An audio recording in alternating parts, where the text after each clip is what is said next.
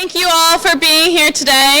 It's great to see so many familiar and new faces here. My name is Kai Salem. I am a policy advocate at Green Energy Consumers Alliance.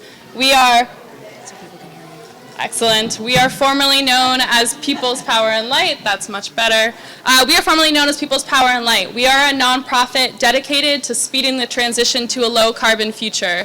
We are an extremely proud member of the Environment Council of Rhode Island, which is an umbrella network of about 60 organizations and even more individuals who represent tens of thousands of Rhode Islanders who care deeply about Rhode Island's environment, our healthy and safe communities, and our natural resources.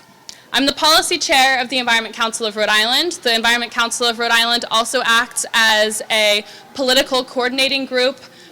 Every year we publish our list of environmental legislative priorities. Every other year we publish our green report card where we report on how our elected officials have been doing over the past 2 years. And we have both of those here today with us. So thank you for coming out to the coffee hour today.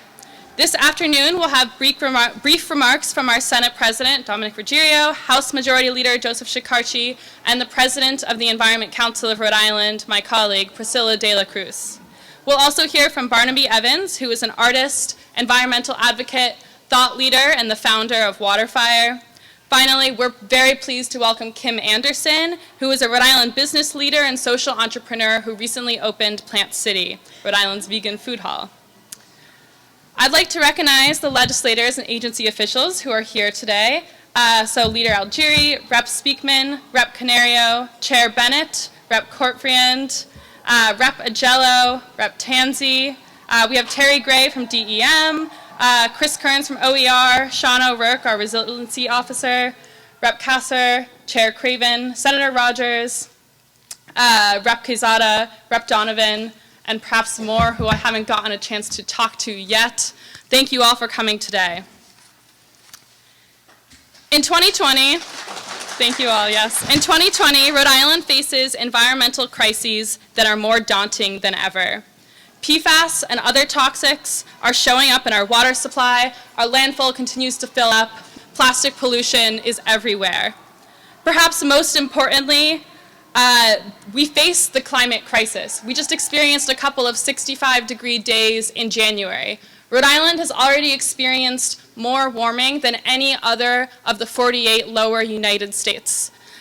We had the warmest decade on record.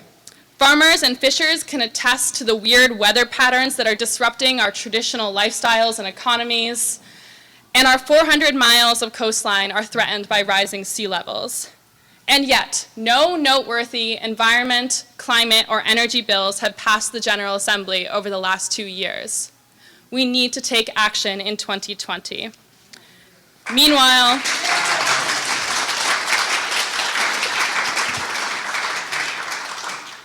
funding for environmental protection is on the decline. For these reasons, the Environment Council of Rhode Island will be launching a climate crisis campaign in 2020. We'll also be here in the State House every day this session pushing for environmental policies and programs, including enforceable carbon emissions reductions targets, a green bond on the ballot in 2020, bills to reduce plastic pollution, and many more.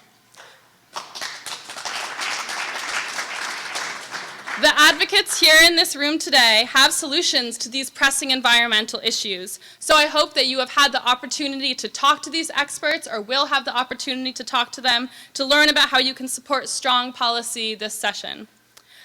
You can find out more about all of these priorities. We have a list of our priorities for the 2020 session on the table on the left here, your right.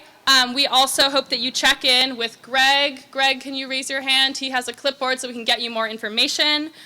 We also have a booklet showing the faces and names and contact information for ECRI's environmental advocates.